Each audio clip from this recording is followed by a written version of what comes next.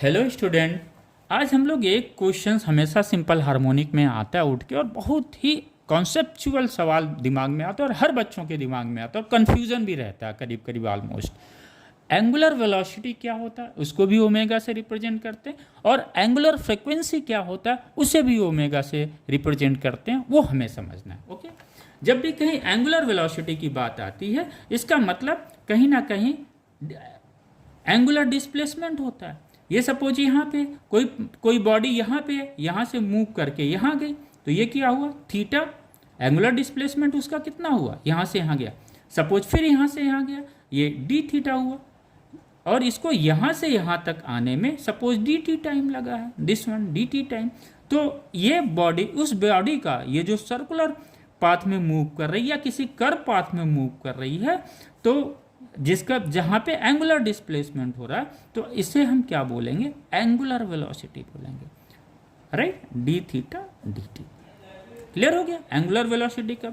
लेकिन पता है हमको जो सिंपल हार्मोनिक मोशन होता है ये स्ट्रेट लाइन होता है। कहाँ होता है, स्ट्रेट लाइन, यानी यहाँ पे कोई एंगल में डिस्प्लेसमेंट है नहीं है। इसका मतलब यहाँ पे जो ओमेगा होगा सिंपल हार्मोनिक मोशन में, ये क्या होगा, ए साइन ओमेगा टी।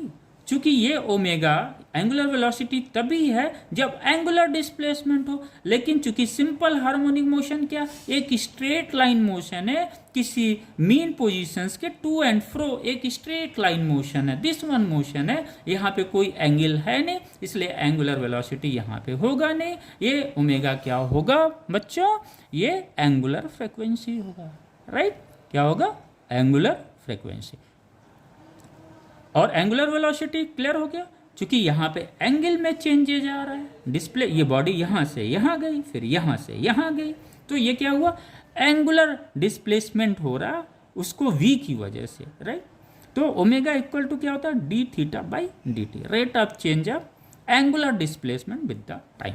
तो ये सर्कुलर मोशंस में होगा लेकिन स्ट्रेट लाइन मोशन में नहीं होगा। आइए, अगर कोई body uniform circular motion, suppose ये बॉडी बी है, ये यहाँ पे आया, यूनिफॉर्म सर्कुलर मोशन में है, तो ये क्या कर रहा है, अपने पाथ को रिपीट कर रहा है। यानी ये यूनिफॉर्म सर्कुलर मोशन भी क्या होगा, एक पीरियोडिक मोशन होगा, जहाँ पे क्या है, एंगुलर वेलोसिटी है, राइट। क्या है, पीरियोडिक मोशन तो है, लेकिन वेलोसिटी यहाँ पे क्या, एंगुलर है। लेकिन जब उसके प्रोजेक्टेड पार्टिकल को हम लेते हैं यहाँ पे, जो डायमीटर पे परपेंडिकुलर हम ड्रॉ करते हैं, तो ये मोशंस क्या है, सिंपल हार्मोनिक मोशन। तो स्ट्रेट लाइन में क्या होगा, ये ओमेगा क्या कहलाएगा, एंगुलर फ्रीक्वेंसी कहलाएगा, जबकि एंगुलर डिस्प्लेसमेंट में क्या कहलाएगा, ओमेगा एंगुलर